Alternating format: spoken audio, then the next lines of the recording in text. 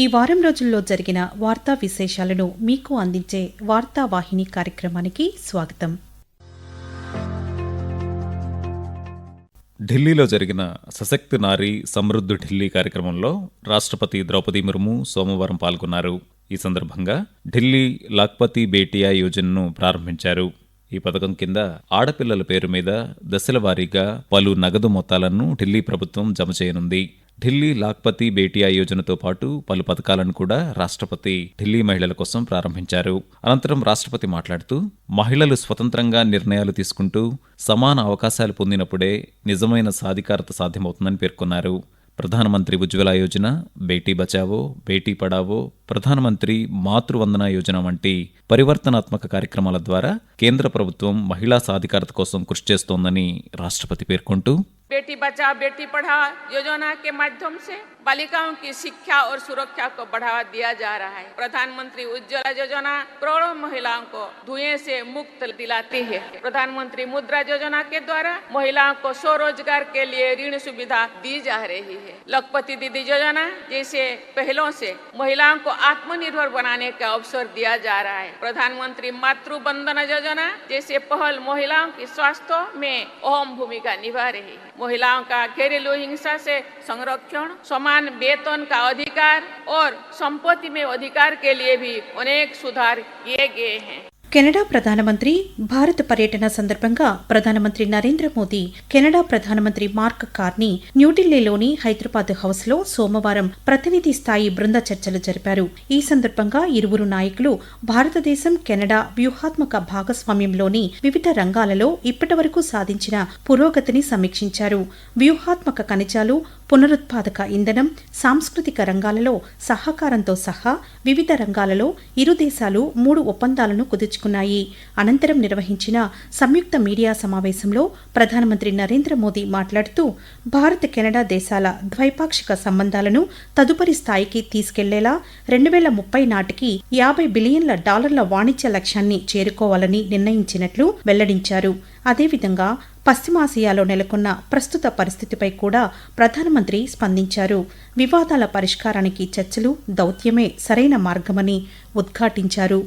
पश्चिम Asia की वर्तमान स्थिति हमारे लिए गहरी चिंता का विषय है। भारत डायलॉग और डिप्लोमेसी के माध्यम से सभी विवादों का समाधान का समर्थन करता है। इस क्षेत्र में मौजूद सभी भारतीय नागरिकों की सुरक्षा के लिए हम सभी देशों के साथ मिलकर काम करते रहेंगे. తీర ప్రాంత రక్షణ, నౌకాదళ సామర్థ్యాన్ని పెంపొందించేందుకు 5,083 కోట్ల రూపాయల విలువైన ఒప్పందాలను రక్షణ మంత్రిత్వ శాఖ కుదుర్చుకుంది.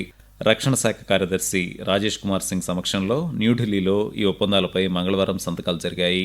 అధునాతన తేలికపాటి హెలికాప్టర్లు, మిసైళ్ల కొనుగోలు కోసం బెంగళూరుకు చెందిన హిందుస్థాన్ ఏరోనాటిక్స్ లిమిటెడ్ హాల్తో 2,901 కోట్ల రూపాయల ఒప్పందం చేసుకున్నామని రక్షణ మంత్రిత్వ శాఖ వెల్లడించింది. ఉపరితలం నుంచి గగనతలానికి ప్రయోగించే విఎల్ షిల్ట్ క్షిపణులు, వాటి అనుబంధ క్షిపణి హోల్డింగ్ ఫ్రేముల కోసం రష్యాకు చెందిన సంస్థతో ఒప్పందం చేసుకున్నట్లు తెలిపింది. విస్తృత శ్రేణి వైమానిక దాడులు ఎదుర్కోవడానికి ఈ హోల్డింగ్ ఫ్రేములు ఉపయోగపడతాయని వెల్లడించింది. అడ్వాన్స్డ్ లైట్ మిలిటరీ హెలికాప్టర్లను భారతీయ తీర రక్షక దళం కోసం కొనుగోలు చేస్తుండగా స్టిల్ క్షిపణులను భారత నౌకాదళ యుద్ధ నౌకల్లో వినియోగిస్తామని రక్షణ శాఖ పేర్కొంది. ఒడిశా కటక్లోని ముండులిలో జరిగిన కేంద్ర పారిశ్రామిక భద్రతా దళం CISF 57వ వ్యవస్థాపక దినోత్సవ వేడుకల్లో కేంద్ర హోంమంత్రి అమిత్ షా శుక్రవారం పాల్గొన్నారు. ఈ సందర్భంగా ఆయన మాట్లాడుతూ, దేశవ్యాప్తంగా ఉన్న కీలకమైన పారిశ్రామిక సంస్థల వద్ద భద్రతను నిర్ధారించడంలో కేంద్ర పారిశ్రామిక భద్రతా దళం ముఖ్య పాత్ర పోషిస్తోందని అన్నారు.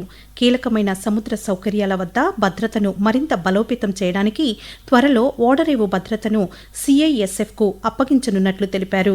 మావోయిజం అంశాన్ని ప్రస్తావిస్తూ, ఈ మార్చి నెలకు భారతదేశం నక్సలిజం నుండి విముక్తి పొందుతుందని, ఈ మిషన్కు CISF గణనీయంగా కృషి చేసిందని హోంమంత్రి పేర్కొంటూ, नरेंद्र मोदी सरकार का एक संकल्प कि 31/3/2026 हम इस देश को नक्सलवाद से मुक्त, और उसमें भी CISF का बहुत बड़ा योगदान है। ओडिशा हो, छत्तीसगढ़ हो या तेलंगाना हो, सभी जगह पे CISF में ने नक्सल अभियान के उन्मूलन में एक प्रकार से अपनी भूमिका निभाई है।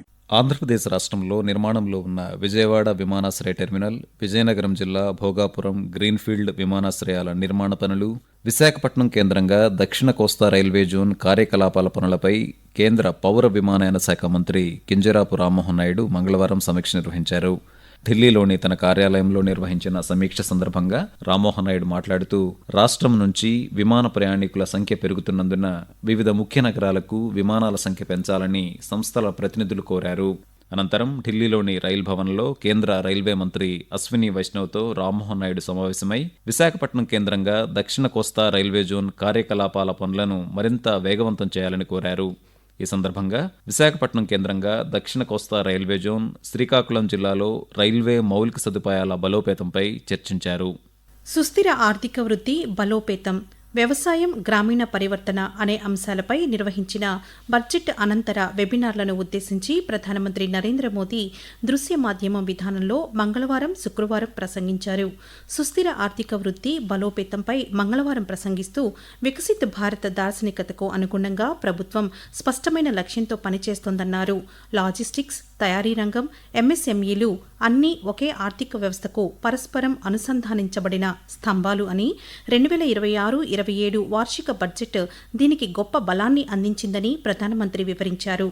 వ్యవసాయం, గ్రామీణ పరివర్తన అంశంపై శుక్రవారం ప్రసంగిస్తూ, వ్యవసాయ రంగాన్ని బలోపేతం చేయడానికి ప్రభుత్వం అనేక చర్యలు తీసుకుందని తెలిపారు. భారతదేశం ప్రస్తుతం ఆహార ధాన్యాలు, పప్పు ధాన్యాలు, నూనె గింజలను రికార్డు స్థాయిలో ఉత్పత్తి చేస్తుందని పేర్కొన్నారు. ఈ సంవత్సరం కేంద్ర బడ్జెట్ వ్యవసాయం, గ్రామీణ పరివర్తనకు ప్రోత్సాహాన్ని అందిస్తుందని పేర్కొంటూ, आज दालों से लेकर तिलहन तक देश रिकॉर्ड उत्पादन कर रहा है, लेकिन अब जब 21वीं सदी का दूसरा क्वार्टर शुरू हो चुका है, तब कृषि क्षेत्र को नई ऊर्जा से भरना भी उतना ही आवश्यक है. इस साल के बजट में इस दिशा में नए प्रयास हुए हैं. इस वेबिनार में आप सभी के बीच हुई चर्चा बजट प्रावधानों को जल्द से जल्द जमीन पर उतारने में मदद करेंगे. న్యూఢిల్లీ వేదికగా 11వ రైసీనా డైలాగ్ సదస్సు గురువారం నుంచి శనివారం వరకు జరిగింది.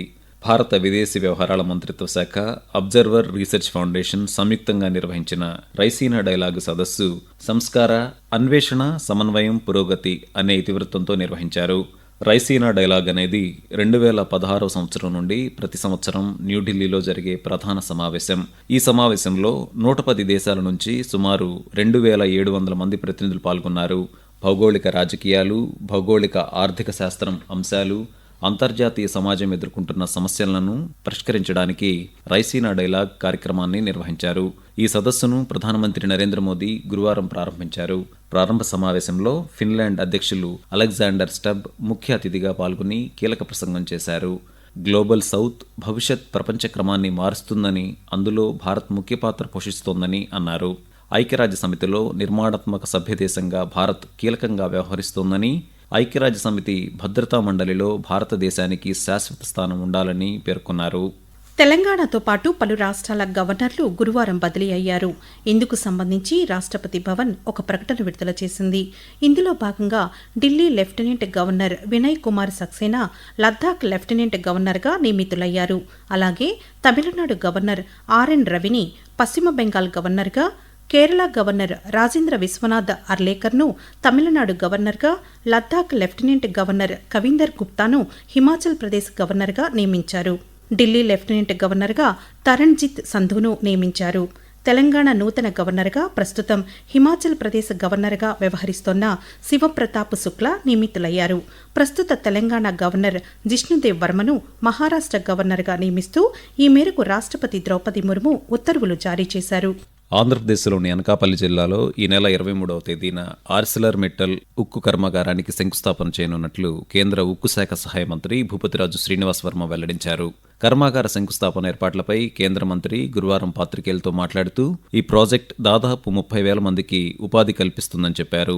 రాష్ట్ర ఆర్థిక వ్యవస్థకు, పారిశ్రామిక వృద్ధికి ప్రోత్సాహాన్ని ఇస్తుందని శ్రీనివాస్ వర్మ తెలియజేస్తూ, రాష్ట్రంలో పెద్ద ఎత్తున పరిశ్రమలను ప్రోత్సహించడం ద్వారా యువతకు ఉపాధి అవకాశాలను పెంచాలనేటువంటి ఆలోచనతో దేశంలోనే అతి పెద్దదైన ఇంటిగ్రేటెడ్ స్టీల్ ప్లాంట్ ని మనం పట్టాలెక్కించబోతా ఉన్నాం అనేటువంటి విషయాన్ని చెప్పడానికి సంతోషపడుతూ ఉన్నాం. ఏదైతే అనకాపల్లి జిల్లా నక్కపల్లి మండలం రాజయ్యపేటలో దాదాపు 1,35,000 కోట్లతో ఆర్ఎస్ఎల్ మెటల్ గ్రూప్ వారు పనులు ప్రారంభించబోతా ఉన్నారు. ఈ నెల 23వ తేదీ దీనికి భూమి పూజ జరగబోతాం. 2034 నాటికి పూర్తి చేయడం లక్ష్యంగా భూమి పూజ కార్యక్రమం నిర్వహించబోతాం.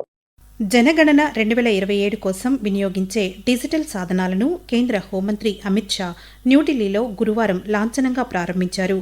వీటితో పాటుగా ప్రగతి, వికాస్ జనగణన చిహ్నాలను కూడా ఆవిష్కరించారు. దేశవ్యాప్తంగా జనగణన కార్యకలాపాలను సులభతరం చేసేందుకు ఈ అధునాతన డిజిటల్ సాధనాలను centre for development of advanced computing C-DAC రూపొందించింది.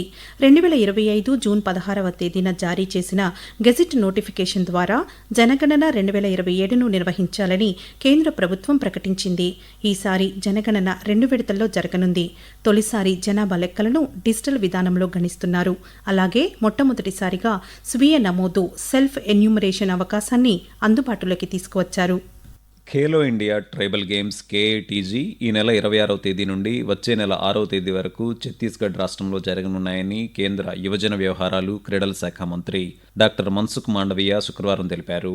గిరిజన క్రీడల ప్రారంభ సంచిక రాష్ట్రంలోని రాయ్పూర్, జగదల్పూర్, సర్గుజా నగరాల్లో జరుగుతుందని, athletics, football, hockey, weight lifting, విల్విద్య, ఈత, రెజ్లింగ్ మొదలైన 7 అంశాల్లో క్రీడలు ఉంటాయని పేర్కొన్నారు. గిరిజన ప్రాంతాల్లో క్రీడా ప్రతిభను గుర్తించడంలోనూ అలాగే వికసిత్ భారత్ దార్శనికతను సాధించడంలోనూ క్రీడలు ముఖ్యమైన పాత్ర పోషిస్తాయని చెప్పారు. ఢిల్లీలో జరిగిన ప్రతిష్టాత్మక రైసీనా డైలాగ్ 2026 సదస్సుకు ఆంధ్రప్రదేశ్ ముఖ్యమంత్రి నారా చంద్రబాబు నాయుడు శనివారం హాజరయ్యారు. ఈ సదస్సులో సాంకేతికత, సుపరిపాలన, భవిష్యత్ అంశాలపై ముఖ్యమంత్రి ప్రసంగించారు. ఆంధ్రప్రదేశ్లో అమలు చేస్తున్న సుపరిపాలన, డిజిటల్ అంశాలను గురించి చంద్రబాబు నాయుడు వివరించారు. సివిల్ సర్వీసెస్కు సంబంధించిన ఫలితాలను union public service commission UPSC శుక్రవారం వెల్లడించింది. జాతీయ స్థాయిలో ప్రథమ ర్యాంకును రాజస్థాన్కు చెందిన అనూజ్ అగ్నిహోత్రి సాధించగా, తమిళనాడుకు చెందిన రాజేశ్వరి సువి, ఢిల్లీకి చెందిన ఆకాంక్షితుల్ 2, 3 ర్యాంకులను సాధించారు. సివిల్ సర్వీసెస్కి ఎంపికైన 958 మందిలో 659 మంది పురుషులు, 229 మంది మహిళలు ఉన్నారు. వీరిలో తెలుగు రాష్ట్రాల నుంచి 40 మందికి పైగా అభ్యర్థులు ఎంపికయ్యారు. ఆంధ్రప్రదేశ్లోని కాకినాడకు చెందిన శ్రీ జశ్వంత్ చంద్ర 23వ ర్యాంకుతో తెలుగు రాష్ట్రాల్లో టాపర్గా నిలిచారు. తెలంగాణలోని పెద్దపల్లి జిల్లాకు చెందిన సృజన 55వ ర్యాంకు సాధించారు. 16 ఏళ్లలోపు వయసు గల వారు సామాజిక మాధ్యమాల వాడకంపై కర్ణాటక ప్రభుత్వం నిషేధం విధించింది. కర్ణాటక శాసనసభ సమావేశాల్లో కర్ణాటక ముఖ్యమంత్రి సిద్దరామయ్య ఈ నిర్ణయాన్ని శుక్రవారం ప్రకటించారు. మొబైల్ వినియోగంతో కలిగే దుష్ప్రభావాలను సిద్దరామయ్య ప్రస్తావిస్తూ పిల్లలపై మొబైల్స్ దుష్ప్రభావం నివారించేందుకు ఈ నిర్ణయం తీసుకున్నట్లు ఆయన వెల్లడించారు. పిల్లలకు సామాజిక మాధ్యమాలను దూరం చేయడానికే నిషేధించినట్లు తెలిపారు. ఆస్ట్రేలియాలో మైనర్లకు సామాజిక మాధ్యమాలపై నిషేధం ఉండగా ఫిన్లాండ్, UK కూడా అమలుకు కసరత్తు చేస్తున్నాయని కర్ణాటక IT మంత్రి ప్రియాంక్ ఖర్గే వెల్లడించారు. మహిళా సాధికారతను ప్రోత్సహించే లక్ష్యంతో దేశవ్యాప్తంగా 1,100 టోల్ ప్లాజాల వద్ద పగటిపూట పని వేళల్లో 5,000 మందికి పైగా మహిళా సిబ్బందిని నియమించినట్లు జాతీయ రహదారి ప్రాధికార సంస్థ NHAI తెలిపింది. రహదారి వినియోగదారులకు మరింత సమర్థవంతమైన, స్నేహపూర్వక వాతావరణాన్ని అందించడం ఈ నియామకాల ముఖ్య ఉద్దేశమని కేంద్ర రోడ్డు, రవాణా, రహదారుల మంత్రిత్వ శాఖ తెలిపింది. ముఖ్యంగా గ్రామీణ ప్రాంతాల మహిళా సిబ్బందికి అత్యవసర పరిస్థితులను ఎదుర్కోవటం, టోల్ కార్యకలాపాల నిర్వహణపై ప్రత్యేక శిక్షణ ఇచ్చి నియమించినట్లు తెలిపింది. ఈ వారం రోజుల్లో జరిగిన వార్తా విశేషాలను మీకు అందించే వార్తావాహిని కార్యక్రమాన్ని ఇప్పటి వరకు విన్నారు. వ్యాఖ్యానం Y బాలకృష్ణ, M కల్పన. సమర్పణ ప్రాంతీయ వార్తా విభాగం, ఆకాశవాణి విజయవాడ కేంద్రం.